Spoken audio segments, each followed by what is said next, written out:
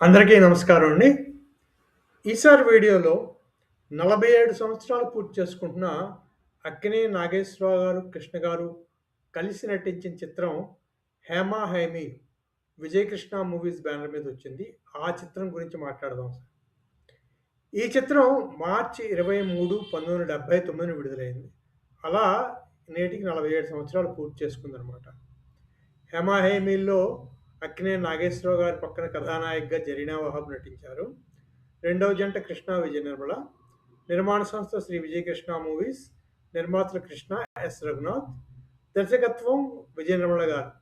సంగీత దర్శకత్వం రమేష్ నాయుడు. ఛాయాగ్రహణం పుష్పాల గోపీకృష్ణ. ఈ చిత్రం కూడా ఒక్క కేంద్రంలో 100 రోజులు ఆడినట్టుంది. ఎందుకంటే 100 రోజుల పోస్టర్ ఈ చిత్రానికి వేశారు. ఈ చిత్రం కథా కమర్షియల్ చూసుకునే ముందు 1974లో దేవదాస్ తీశారు. కృష్ణ గారు, విజయ నిర్మల గారు. ఆ చిత్రం తర్వాత 5 ఏళ్ల తర్వాత మళ్ళీ అక్కినేని నాగేశ్వరరావు గారితో 'హేమ హేమి'లు తీశారు. అదండి ఒక విశేషం కూడా. ఇంకో విశేషం ఏమిటంటే ఈ చిత్రం గురించి కృష్ణ గారే ఒక ఇంటర్వ్యూలో చెప్పారు. ముందుగా అంతకుముందు శోభన్ బాబు గారు 'మల్లెపువ్వు' సినిమాకి ముందు ఆయనకి చాలా ఫ్లాప్స్ వచ్చాయి. ఆ సమయంలో ఆయన కృష్ణ గారికి కబురు పంపారట. మనిద్దరితో ఒక సినిమా నటించాలనుంది ప్లాన్ చేయమని చెప్పి.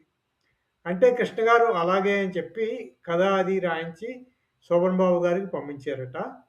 ఈ దర్శకుడిని మహారథిని వారి దగ్గరికి పంపించారట. కానీ ఒక మాట అన్నారట కృష్ణ గారు అప్పుడు తన యూనిట్‌తో. శోభన్ బాబు 'మల్లెపువ్వు' రిలీజ్ అయ్యి అది గాని హిట్ అయితే మన సినిమా చేయడు అని చెప్పారట. ఆ మాటే నిజమైందని కృష్ణ గారు అన్నారు. ఎందుకంటే ఈ చిత్రకథ వాళ్ళు వినే సమయానికి 'మల్లెపువ్వు' రిలీజ్ అయ్యి హిట్ అయిందట. దాంతో ఏదో వంక పెట్టి శోభన్ బాబు గారు ఈ చిత్రం చేయలేదట. అప్పుడు ఈ సినిమా తీయాలని చెప్పేసి చిత్రకథలో కొన్ని మార్పులు చేసి అక్కినేని నాగేశ్వరరావు గారి దగ్గరికి వెళ్లారట కృష్ణ గారు, విజయ నిర్మల గారు ఈ చిత్రం చేయమని. అక్కినేని నాగేశ్వరరావు గారు అన్నారట, మన పాత అప్పుడు దేవదాసు విషయాలన్నీ మర్చిపోయి హాయిగా ఈ సినిమా చేసుకుందాం అంటే చేస్తానన్నారట. కృష్ణ గారు సరే అంటే అలా ఈ చిత్రం ప్రారంభమైందని చెప్పారు. అలా మొదట అనుకున్న కథకి నాగేశ్వరరావు గారికి సరిపోయినట్టు కొన్ని మార్పులు, చేర్పులు చేసి మహారథి గారు చిత్రకథ రాశారని, దాంతో ఈ చిత్ర నిర్మాణం మొదలెట్టామని చెప్పారు కృష్ణ గారు. ఈ విషయం తెలిసి అక్కినేని నాగేశ్వరరావు గారితో కృష్ణ గారు సినిమా తీస్తున్నారని తెలిసి శోభన్ బాబు గారు ఆశ్చర్యపోయారట. అది కూడా ఇంకొక విశేషంగా కృష్ణ గారు చెప్పారు ఆ రోజు తన ఇంటర్వ్యూలో. అదండి ఈ చిత్రం వెనకున్న కథా కమామిషు. తర్వాత పాత్రలు, పాత్రధారులు చూసుకుంటే 'రెడ్ లయన్' రఘువీర్, రామచంద్ర అనే 2 పాత్రలు పోషించారు అక్కినేని నాగేశ్వరరావు గారు. అంటే ద్విపాత్ర అభినయం అనమాట. 'నైట్ కింగ్ రాజా' అనే పాత్రలో కృష్ణ గారు కనిపిస్తారు. రామచంద్ర ప్రియురాలుగా సీత అనే పాత్రలో జరీనా వహాబ్ గారు కనిపిస్తారు. రాజా ప్రియురాలు విజయ పాత్రలో విజయ నిర్మల గారు కనిపిస్తారు. అలాగే దివాన్ శివరామయ్య పాత్రలో గుమ్మడి, బ్లాక్ క్యాట్ అనే విలన్ పాత్రలో సత్యనారాయణ గారు కనిపిస్తారు ఈ సినిమాలో. అవి ముఖ్యంగా ఈ చిత్రంలోని పాత్రలు.